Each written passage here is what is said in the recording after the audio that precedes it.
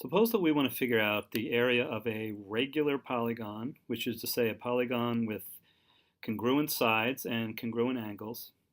We want to figure out the area of that polygon given only the length of one side and the number of sides, whether that number is 3, 4, 5, 6, 7, whatever it turns out to be.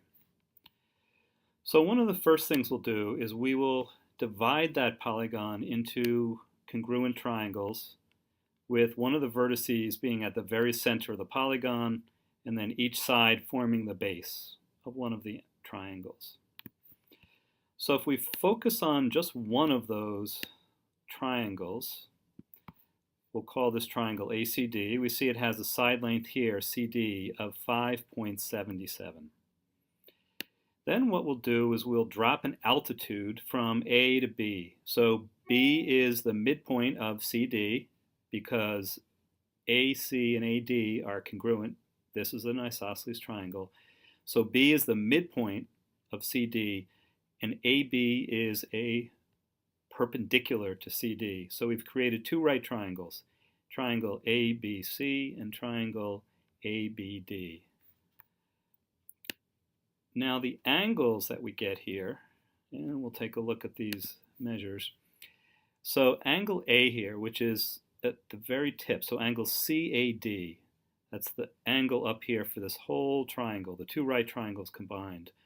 Well, we already know that when we divided this into 6 triangles, we took this area that goes around the middle here, which is 360 degrees, and we divided it into 6 congruent angles. So each of these angles here must be equal to 360 divided by 6, or 60 degrees. So that means that when we cut triangle CAD in half, we created two 30-degree angles. So angle CAB is a 30-degree angle. Angle ACB then has to be equal to 90 minus 30 because we already know that angle CBA here is a right angle. So we know that 30 plus 60 has to add up to 90. If we change the number of sides, we can see that the two angle measures at A and C still add up to 90 degrees. So here we have measures of 70 and 20. We have measures here of 78 and 12, measures here, 81 and 9, etc.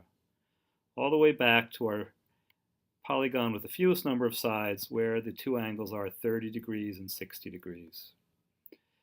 So now what we're going to do is we're going to do some calculations because in order to figure out the area of this triangle, we already know the base of triangle ACD. We want to figure out the height, and for that we're going to use SOHCAHTOA.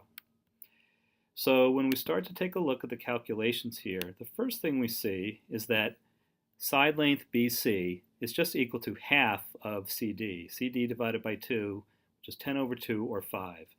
So BC has a side length of 5. We also know that the tangent of this angle here, the angle ACB, is equal to the side opposite the angle, which is the side AB, divided by the side adjacent to the angle, or side BC. So we get tangent of 30 degrees is equal to AB over BC, or in other words, AB over 5. Now we can go look up the tangent of 30 and discover that it has a value equal to 0.58.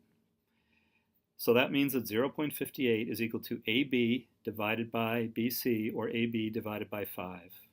So we create that calculation, 0.58 equals AB over 5, and then we go ahead. So now that we know that AB is equal to 2.89, that's the height of this triangle here, triangle ACD, we can now go ahead and calculate the area of that triangle, triangle ACD, because the base is equal to 10, the height is equal to 2.89, so we multiplied 2.89 times 10 divided by 2. That gives us 14.43. That means that since there are 3 of those triangles, the area of the whole polygon is 3 times 14.43, or 43.3 square units.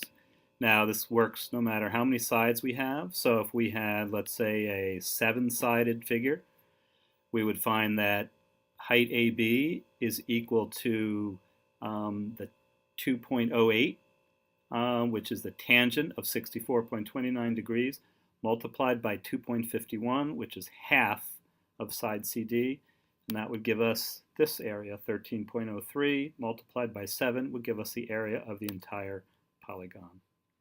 And this works 7 sides, 20, 25, 50, it doesn't really matter.